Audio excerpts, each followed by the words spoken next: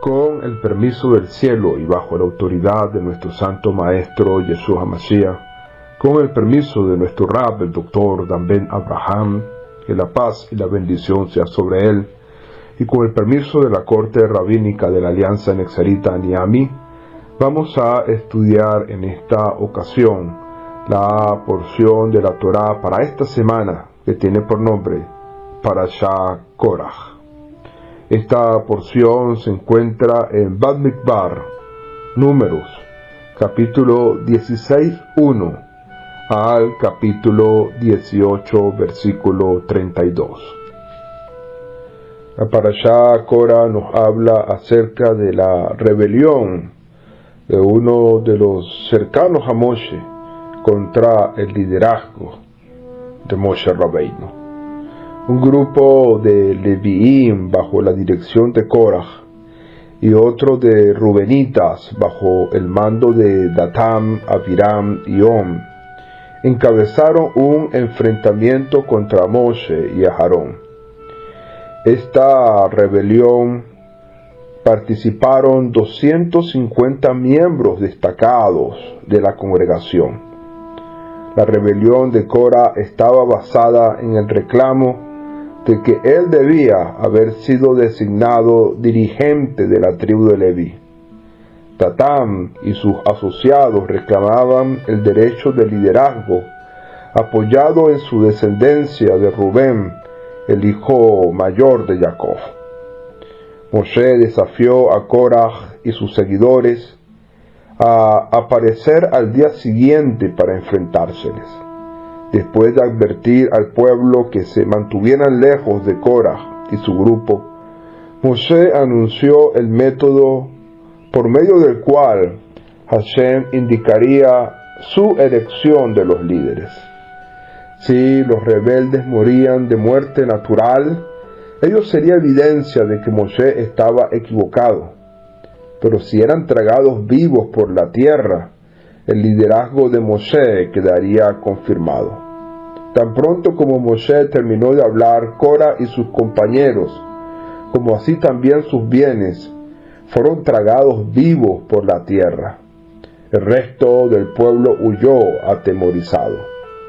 Los sobrevivientes comenzaron a murmurar contra Moshe, responsabilizándole de la muerte de Korach y sus partidarios.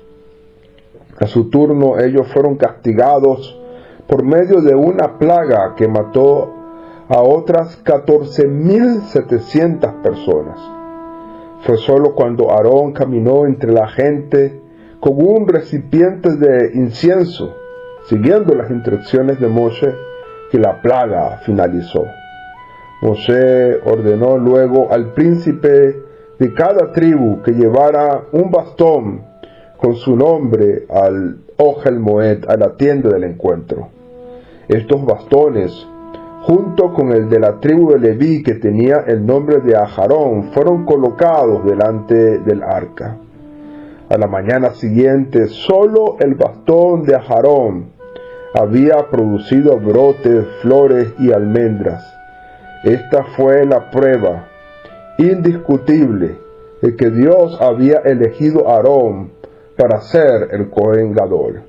El bastón de Aarón fue conservado en el frente del arca como una advertencia a las futuras generaciones para que nunca cuestionaran el derecho del linaje de Aarón al sacerdocio, puesto que los Coanim y Leviín no tenían un territorio específico de la tierra prometida, serían mantenidos por contribuciones del pueblo. El Cohen recibiría provisiones como los bikurim, primeros frutos, el pidión, el rescate de los primogénitos, la trumá, parte de la producción de cada persona y varias ofrendas. El Leví recibía el maaser rishon, 1/10 de la producción de cada persona, 2% del cual tendría que apartar una porción para el Cohen. A diferencias de ocasiones anteriores en las que el pueblo se quejó de problemas específicos como falta de alimento o de agua, o de la necesidad de un guía que tomara el lugar de Moshe como intermediario entre Hashem e Israel. En esta parashá vemos una rebelión abierta, un intento de desplazar a Moshe y Aarón como líderes de la nación. El cabecilla de la rebelión era su primo Korah, también levita, y como es típico de quienes aspiran a usurpar el poder y necesitan el apoyo popular para triunfar, Korah aparentó ser el defensor de las masas e intentó desacreditar a Moshe. Nuestros sabios dicen, por ejemplo, entre ellos Ibn Ezra y Rambam, concuerdan con que la rebelión tuvo lugar alrededor de un año después del Éxodo. Más discrepan en cuanto a su oportunidad exacta respecto a la razón subyacente del levantamiento. Las opiniones de estos sabios son las siguientes. Ibn Ezra dice que Korah se rebeló inmediatamente luego de la dedicación del tabernáculo, cuando Aarón y sus hijos fueron designados para reemplazar a los primogénitos como los únicos que podían realizar el servicio de los sacrificios.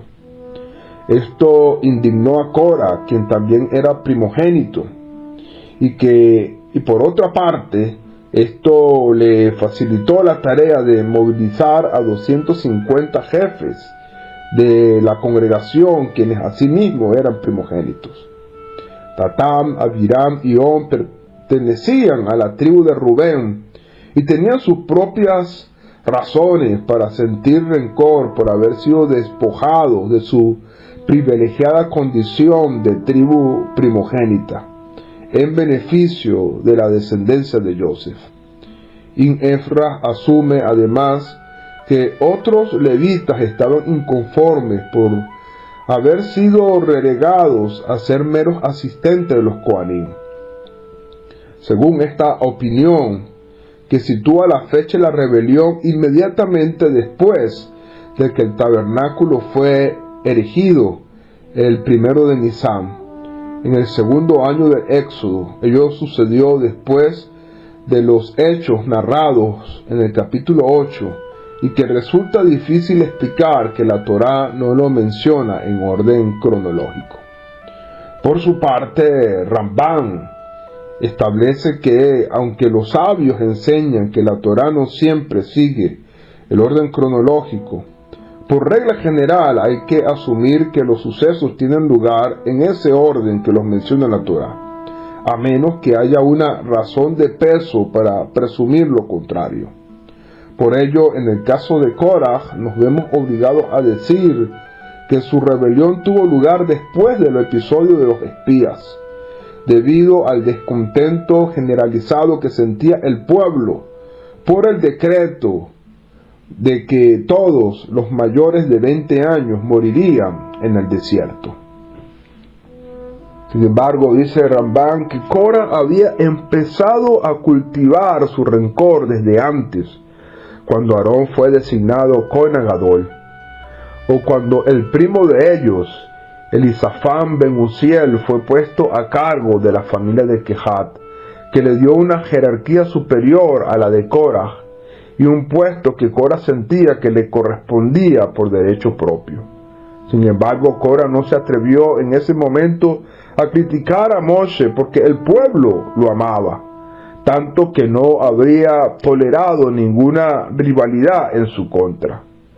Pero después del fracaso de los espías y del decreto de que toda la generación moriría en el desierto sin jamás haber visto la tierra de Israel, Korah se aprovechó del descontento nacional para hacer una insurrección. Durante los 40 años de liderazgo, Moshe debió soportar dificultades y desafíos diversos, internos y externos, pero jamás desafíos personales, como sí ocurrió ahora en el caso de la revuelta de Korah y lo suyo. En esta oportunidad, Korah ben Yishar, primo de Moshe, se asoció con Datán y Abiram, hijos de Eliab, quienes se contaban entre los dignatarios de la tribu de Rubén. En un perverso y drástico intento por desestabilizar a Moshe ante los ojos del pueblo. En cuanto a Datán y Abiram, en opinión de los sabios, fueron opositores sistemáticos de Moshe desde siempre. Fueron ellos los hebreos que cuando Moshe los vio peleando en Egipto, intentó separarlos. Ellos lo delataron, a consecuencia de la cual Moshe debió huir de Egipto hacia Midian, como se encuentra escrito en Shemot capítulo 2 versículo 13 al 15. También fueron ellos quienes provocaron la rebelión del pueblo contra Moshe, cuando las tropas del faraón salieron a perseguirlos antes del cruce del mar, el séptimo día del Éxodo, como se encuentra en Shemot 14, versículo 9 al 12. Fueron ellos, Datán y Abiram, quienes adrede dejaron parte de su porción de maná, a pesar de la advertencia de Moshe de no hacerlo, como está escrito en Shemot 16:20. Y también fueron ellos quienes incitaron a alentar al pueblo a regresar a Egipto, según se encuentra en Bamidbar 14:4. Por lo tanto, de lo expuesto, se puede suponer que también en el caso de la revuelta de Cora fueron Datán y Abiram los instigadores. Lo referido se deriva de la respuesta de ellos a Moshe, cuando éste mandó a citarlos para tratar de reconciliarse. Así le dijeron: ¿es que no te alcanza con habernos sacado de una tierra que fluye leche y miel para llevarnos a morir a un desierto, que también pretendes gobernar sobre nosotros? De tales palabras surge de manera evidente la concepción perversa de Datán y Abiram. Para ellos, Egipto era la tierra de la que fluye leche y miel. Ellos pretendían que el pueblo regresase allí en abierta y clara contradicción al objetivo de Moshe de llevar al pueblo a la tierra de los patriarcas, tierra que el Supremo les había prometido. Y por eso la respuesta de Moshe fue tan dura, el castigo de ellos tan severos, cuando se abrió la tierra y los tragó. Con respecto a Korah, Rashi dice: se tomó a sí mismo a un lado para estar separado de la congregación. Citando el Midrash Tanhumá, Rashi explica las razones detrás de la conducta de Korah. ¿Qué fue lo que motivó a retar la autoridad de Moshe? Según nuestros sabios, la envidia que tuvo por Elixafán ben Uziel por haber sido nombrado príncipe por encima de los hijos de Kehat, tal como Hashem mismo indicó a Moshe. Korah dijo: nuestro padre fue uno de los 4 hermanos, tal como dice el versículo, y los hijos de Kehat fueron Amram, Yishar, Hebrón y Uziel. Los 2 hijos del hermano mayor, Amram, recibieron sus puestos más elevados, pues uno es rey y el otro es Cohen Gadol. ¿Quién sigue en la línea? ¿Acaso no debe ser el hijo de Yishar, el segundo hermano después de Amram, que soy yo? Pero en vez de eso nombraron príncipe al hijo del hermano menor, es decir, el hijo de Uziel.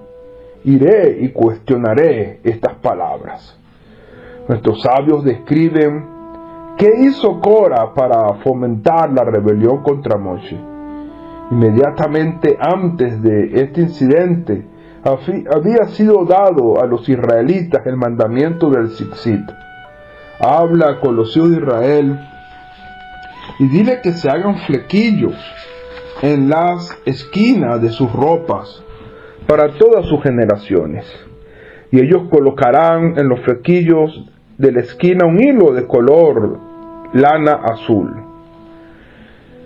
Cuando Korah escuchó esto, salió a confrontar a Moshe con la siguiente pregunta: ¿cuál es la ley con respecto a una prenda hecha totalmente de hilos azules, de tejelet? ¿También requiere un hilo azul en los tzitzit? Moshe le dijo que también lo requería. Korah se burló de esa respuesta. ¿Cómo puede ser posible que con 4 hilos se cumpla la obligación del tejelet cuando la prenda completa está hecha de tejelet? Posteriormente le preguntó acerca del caso de una habitación llena de rollos de Torá. ¿También necesita una mezuzá en la puerta? Moshe le dijo que sí. Korah ridiculizó su respuesta. Si las 275 porciones de la Torá no cumplen con la obligación de la mezuzá, ¿cómo puede un pedazo de pergamino de una sola sección cumplirla? En ese momento dicen los sabios que Korah tomó término que implica división. ¿Acaso a Moshe de inventar no solo esos mandamientos, sino incluso toda la Torá? Dios no lo permita. La respuesta de Moshe: ¿acaso no te basta de que Dios te elevó de entre la congregación de Israel para acercarte a Él? Está escrito en el Pirkei Avot: toda discusión que se hace con una intención pura, al final prevalece. Y toda discusión que se hace con una intención impura, al final no prevalece. ¿Cuál es el ejemplo clásico de una polémica que se hace con una intención pura? La controversia que había entre Hillel y Shammai, 2 grandes sabios que discutían constantemente, pero sus discusiones eran basadas en una intención pura, y por eso es que sus discusiones hasta el día de hoy son objeto de estudio en nuestro pueblo Israel. Pero ¿cuál es la discusión que no se hizo con una intención pura, sino impura? La que había entre Korah y toda su congregación. De hecho, la Mishnah no menciona en absoluto el nombre de Moshe, ya que él no participó en la polémica, sino que Korah discutía con su congregación. Cuando se discute con una intención pura, es una discusión entre 2. Y cuando la polémica no es con una intención pura, cada uno de los participantes habla consigo mismo y su oponente no lo escucha en absoluto. Moshe estaba consciente de que no debía contestar a Korah, ya que si hubiera contestado y explicado que Aarón era el elegido de Hashem para ser el sumo sacerdote, Korah no hubiera escuchado para nada lo que decía, pues él tenía intenciones personales. Con esta actitud, Moshe nos enseña que si una discusión no llega a nada productivo, lo mejor es refrenarse y no entrar en ella. Si así hace, la persona verá arrastrada en un torbellino de discusiones. Los sabios dicen que Korah era una persona muy estudiosa de la Torá y muy sabia. Él era uno de los que cargaban el Aarón HaKodesh, y todos los que cargaban eran grandes sabios. En su esfuerzo para minar la autoridad de Moshe, este hombre organizó todo un espectáculo.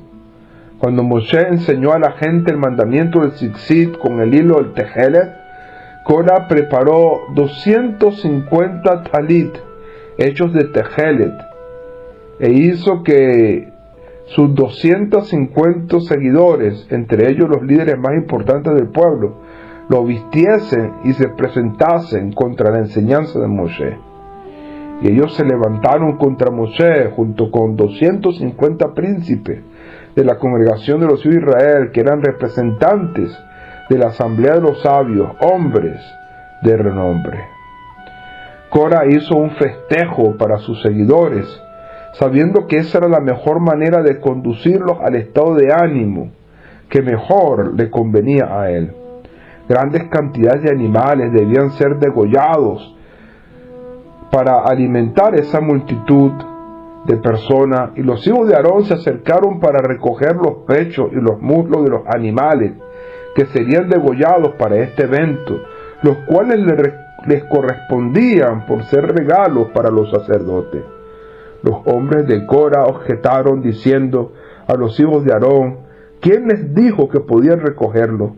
¿Acaso no fue Moshe? Cora se rehusó a entregarles esas partes de los animales, arguyendo que Hashem nunca ordenó ese mandamiento. Los hijos de Aarón contaron a Moshe lo sucedido, y él se acercó a apaciguar a Cora.